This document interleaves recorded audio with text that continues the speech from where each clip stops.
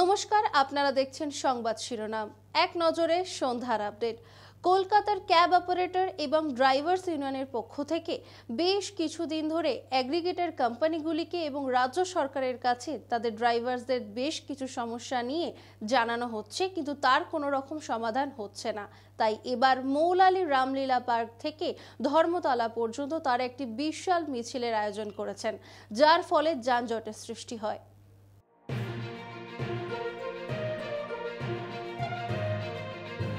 Kolkata Ola Uber app cab operator and drivers ইউনিয়নের পক্ষ থেকে ড্রাইভারদের বেশ কিছু সমস্যার কথা এগ্রিগেটর কোম্পানিগুলিকে এবং রাজ্য সরকারকে দীর্ঘদিন ধরে বলা হলেও সমস্যার কোনো সমাধান হচ্ছে না। তাই সমস্যার সমাধানের জন্য এবার মৌলালী রামলীলা পার্ক থেকে ধর্মতলা অবধি একটি মহামিছিলের আয়োজন করা হলো।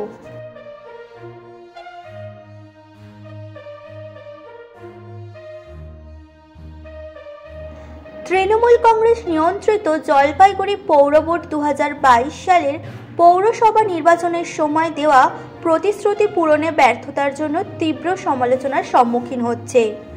বোর্ড গঠনের তৃতীয় বার্ষিকী উপলক্ষে জেলা কংগ্রেস কালো দিবস পালন করে একটি প্রতিবাদ মিছিলের আয়োজন করে।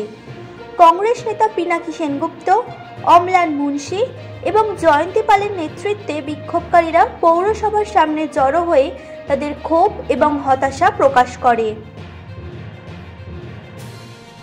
2022 সালের এই আজকের দিন 27শে ফেব্রুয়ারি পৌরসভার যে ভোট ছিল, সেখানে আমরা যে নক্কারজনক ঘটনা দেখেছি, যা সাক্ষী হয়েছি। আমি ছোটবেলার থেকে রাজনীতির সঙ্গে জড়িত, কিন্তু আমি আমার জীবনে ওই ঘটনার যেদিন যা দেখলাম ওরকম কোনোদিন আগে দেখিনি। মালদা জেলার রেশম চাষি, রিলার এবং তাঁতিদের আধুনিক প্রযুক্তিতে প্রশিক্ষণ দেওয়ার জন্য 2025 সালে রেশম কৃষি মেলা অনুষ্ঠিত হয়েছিল। রাজ্য রেশম বিভাগের সহায়তায় সিল্ক বোর্ডের আঞ্চলিক সিল্ক টেকনিক্যাল রিসার্চ সেন্টার এবং central silk technical research institute এই অনুষ্ঠানের আয়োজন করেছিল। আঞ্চলিক সিল্ক টেকনিক্যাল রিসার্চ সেন্টারের পরিচালক এম মহেশ্বরী এই মেলার উদ্বোধন করেন। যে কৃষি মেলাটা এটাই এই জন্য হয়েছে, আমাদের তো মালদা জেলা সর্বপ্রথম মানে রেশম উৎপাদনে যদি বলেন, মালদা হচ্ছে সবথেকে সিংহভাগ মানে কন্ট্রিবিউশন দেয়। এটা আমাদের অ্যাকচুয়ালি সেন্ট্রাল ওয়েস্টবেঙ্গল গভর্নমেন্টের, যাতে এই যে আমাদের পশ্চিমবঙ্গ রেশম শিল্প উন্নত হয়। আমরা যদিও পুরনো আমল থেকে আমরা করছি। পূর্ব বর্ধমানে জেলা স্বাস্থ্য বিভাগ এবং progressive nursing home and hospital অ্যাসোসিয়েশনের পক্ষ থেকে টিবি রোগে আক্রান্ত রোগীদের খাবার বিতরণ করা হয়েছে। এই উদ্যোগের মূল লক্ষ্য হল অসুস্থতার কারণে জীবনযাপনের জন্য সংগ্রামরত রোগীদের সহায়তা করা। কমপক্ষে 6 মাস ধরে সহায়তা প্রদান করতে ইচ্ছুক যে কোনো ব্যক্তি বা সংস্থা এই রোগীদের সাহায্য করার জন্য স্বাস্থ্য বিভাগের সাথে যোগাযোগ করতে পারেন। উদ্যোগটা কিন্তু বহু পুরনো। ওনারা এই ধরনের বিভিন্ন ধরনের উদ্যোগ নেন। যখনই আমাদের রক্ত সংকট হয়েছে, আমরা ওনাদের বলেছি, ওনারা ঝাঁপিয়ে পড়ে ব্লাড ক্যাম্প করেছেন। সর্বোপরি আমাদের সিওমএস স্যার, ডেপুটি ওয়ান স্যার, আমার টিবির যে ইউনিট ডক্টর কল্লোল কর্মকার, ডক্টর সুবর্ণ গোস্বামী, এদের পুরো ইউনিটটা তারাও কিন্তু চেষ্টা করে সবার কাছে রিচ করতে। কুলতলি বিধানসভা এবং জয়নগর ব্লকের মনিরত এলাকায় পূর্বে বিরোধীদের নিয়ন্ত্রণে থাকা মনিরত সমবায় কৃষি উন্নয়ন সমিতি লিমিটেড এবার তৃণমূল কংগ্রেস পুনরুদ্ধার করেছে। এতদিন ক্ষমতাসীন তৃণমূল কংগ্রেসের আধিপত্যধীন অঞ্চলে থাকা সত্ত্বেও এই সমবায় সমিতিটি দীর্ঘদিন ধরে বিরোধীদের নিয়ন্ত্রণে ছিল। অবশেষে বিধায়ক গণেশচন্দ্র মণ্ডলের নির্দেশে তৃণমূল কংগ্রেস বিনা প্রতিদ্বন্দ্বিতায় 6টি আসন জিতে নেয়। আজকে আমাদের যে মনিরতট অঞ্চলে যে সমবায় সমিতি ভোট ছিল, বিগত দিনে নমিনেশন ফাইল হয়েছে, কিন্তু বিরোধীরা কোনো নমিনেশন ফাইল করতে আসেনি।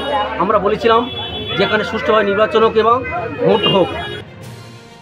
বুধবার ডায়মন্ড হারবার হাসপাতালে সিসিইউ বিভাগের মধ্যে এক নাবালিকা ছাত্রীকে শ্লীলতাহানির ঘটনায় দিনভর উত্তাল হয় ডায়মন্ড হারবার হাসপাতাল। এই ঘটনায় অভিযোগের ভিত্তিতে বিনোদ পণ্ডিত নামে এক ব্যক্তিকে গ্রেফতার করা হয়। এই বিষয় নিয়ে বৃহস্পতিবার দিন একটি সাংবাদিক সম্মেলন করেন ডায়মন্ড হারবার থানার অতিরিক্ত পুলিশ সুপার জোনাল মিথুন কুমার দে। খারাপ আচরণ করা কারা করলো? কারা বলতে তোমার যারা ওখানে কাজ করে কর্মচারীরা। পুরুষ না মহিলা? পুরুষ। কজন ছিল? দুইজন ছিল, আমি একজনকে চিনতে পারিনি, একজনকে পুরোভাবে মনে আছে। কি করেছিল? এমনি সবুজ ড্রেস পরেছিল। তুমি তখন কোথায় ছিলে? আমি বেডে শুয়েছিলাম। কি বলছিল? দুর্গাপুরে এসপিএস কারখানার 1 নম্বর ইউনিট খোলার দাবিতে সিপিআইএম গেট মিটিংয়ের ডাক দিয়েছিল, কিন্তু সেই মিটিং শুরু হবার আগেই তৃণমূলের কর্মী সমর্থকদের সঙ্গে বচসা বাঁধে তাদের। শুরু হয় হাতাহাতি। এরপর ঘটনাস্থলে পুলিশ এসে পরিস্থিতি নিয়ন্ত্রণে আনে। তারপর শুরু হয় সিপিআইএম-এর গেট মিটিং। সিপিএমের তরফে একটা অভিযোগ করা হয়েছে। সিপিএম মিথ্যা কথা বলতে পারে। সিপিএমের ঝামেলা করার অভ্যাস ছিল বলে এখন আমাদের কাছে চাপ আছে। আমাদেরকেও ঝামেলা করেনি।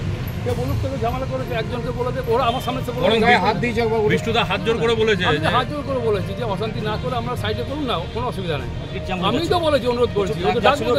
তারা কি কোনো রাস্তা জ্যাম বা গেট জ্যাম করেছিল? কোনটা? সিপিএম কি কোনো রাস্তা জ্যাম করেছিল? কোনো অসুবিধা হচ্ছিল? গেটটা সরার জন্য বললাম আমরা সাইডে করুন, কোনো অসুবিধা নেই। তো করছে মিটিং, কোনো অসুবিধা নেই। ওই ডাকুন না, ওদেরকে বলুন যে হ্যাঁ আমাদের ঝামেলা করেছি, বন্ধ করে গায়ে হাত দিয়েছি বলুন। আমাদের নেতৃত্ব এরকম নির্দেশ দেয়নি যে।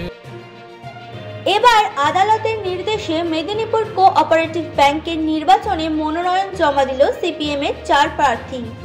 উল্লেখ্য, নমিনেশন তোলায় বাধা দেওয়ার অভিযোগ তুলে বুধবার হাইকোর্টের দ্বারস্থ হয় সিপিএম। সেই মতো বিচারপতি কৌশিক চন্দ্র রিটার্নিং অফিসারকে নির্দেশ দেন বৃহস্পতিবার বিকেলের মধ্যে নমিনেশনের ব্যবস্থা করে দিতে হবে। সেই মতোই 4 বাম প্রার্থী নমিনেশন জমা দিলেন পিপলস কোঅপারেটিভ ব্যাংকে। আমি শুধু একটা কথা বলছি, বাবারও বাবা আছে। স্বৈরাচার কখন সবই শেষ কথা বলবে না। আমরা আদালতের দ্বারস্থ হয়েছিলাম, আমাদের 4 জনকে তারা মনে করেছে যে আমরা মেনশন ফাইল করতে পারি, আমরা বাধা পেয়েছি, এরা আমরা আক্রান্ত হয়েছি। তাই এবার অন্যান্য ব্যক্তি কি করবেন তাদের বিষয়। সাধারণ সমবায় নির্বাচন, সেখানে আপনাদের আদালতের কিছু করার নেই। রাজ্যটা এরকম গণতন্ত্র হরণ হচ্ছে, এইটা হচ্ছে বিষয়টা। সবাই দাঁড়িয়ে দেখুন এবং সবাই বলুন যে কি হচ্ছে, আপনারা দেখুন। তাদের দায়িত্ব, এবার তারা অ্যাপিয়ার হলে নিশ্চয়ই অধিকার পাবেন। সেটা কোর্ট কি বলবে পরের কথা, আগে তো। শিলিগুড়ির হাতিয়াডাঙ্গায় একটি বেসরকারি স্কুলের রেস্টরুম থেকে এক শিক্ষকের ঝুলন্ত মৃতদেহ উদ্ধার।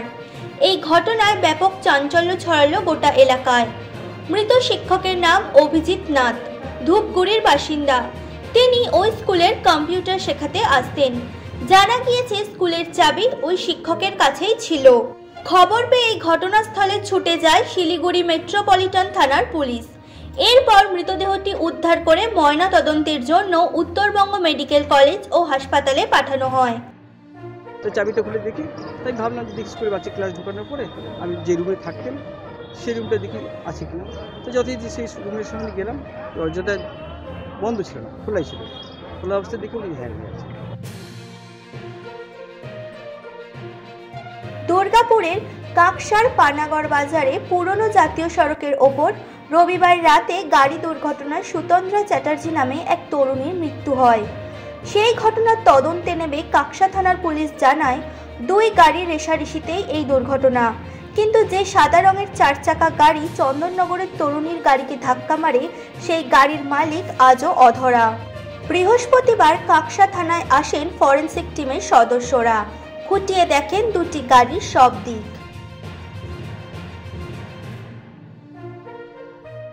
দুর্গাপুরের কাকসা থানার অধীনে পানাগড় বাজারে দুর্ঘটনা ঘটার পর বৃহস্পতিবার কাকসা থানায় আসে ফরেনসিক টিমের সদস্যরা।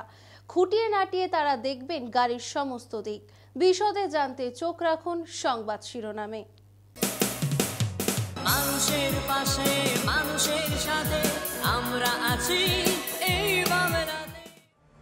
আপনারা দেখছেন সংবাদ শিরোনাম।